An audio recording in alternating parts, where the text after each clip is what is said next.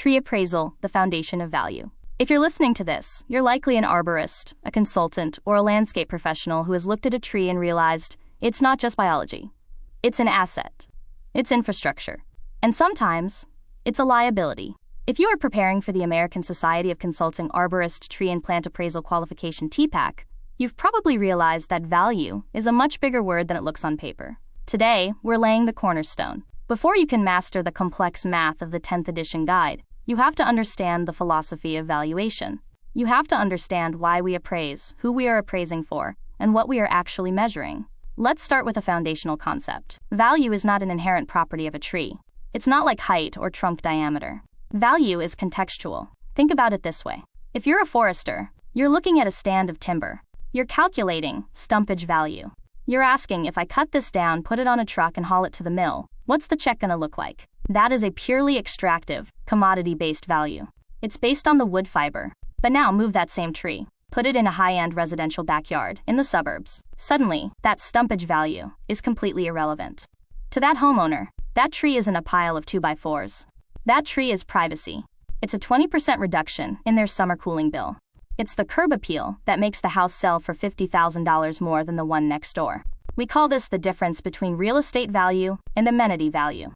As an appraiser, your first job isn't to pull out a diameter tape. Your first job is to ask, what is the function of this plant in this specific location? If you miss the context, you miss the value.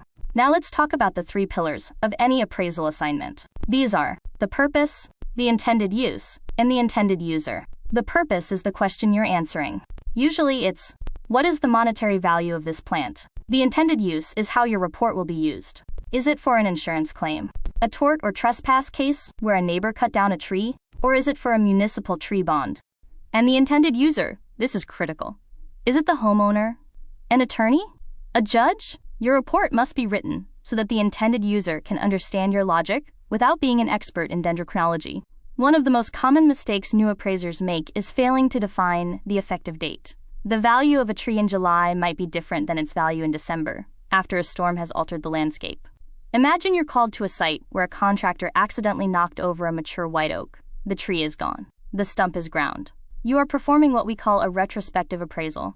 You have to travel back in time. You aren't appraising what's there now, which is a hole in the ground. You're appraising the condition and value of the tree as it stood the day before the damage. You have to be a detective. You're looking at Google Earth historical images, talking to neighbors, looking at the health of the surrounding trees to infer what that oak looked like. You are building a credible opinion of a ghost. Let's get into the credibility factor. In the industry, we often point to USPAP, the Uniform Standards of Professional Appraisal Practice. USPAP tells us that an appraisal is an opinion of value.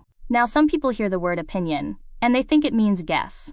But in our world, an opinion is a conclusion, reached through the systematic application of a methodology. To be credible means your peers would look at your data, follow your logic, and come to a similar conclusion.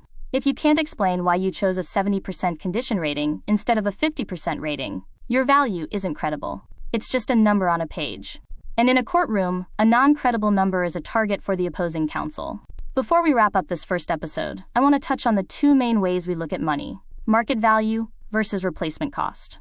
Market value is what a willing buyer would pay a willing seller. It's hard to find a market for a single 50-year-old oak tree. You can't exactly browse TreeBay and find a comparable sale for a tree that's already in the ground.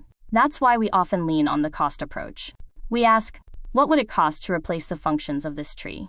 This involves looking at the largest commonly available nursery tree. We'll spend a whole episode on this later, but for now, just know that the cost of the tree at the nursery is only the beginning.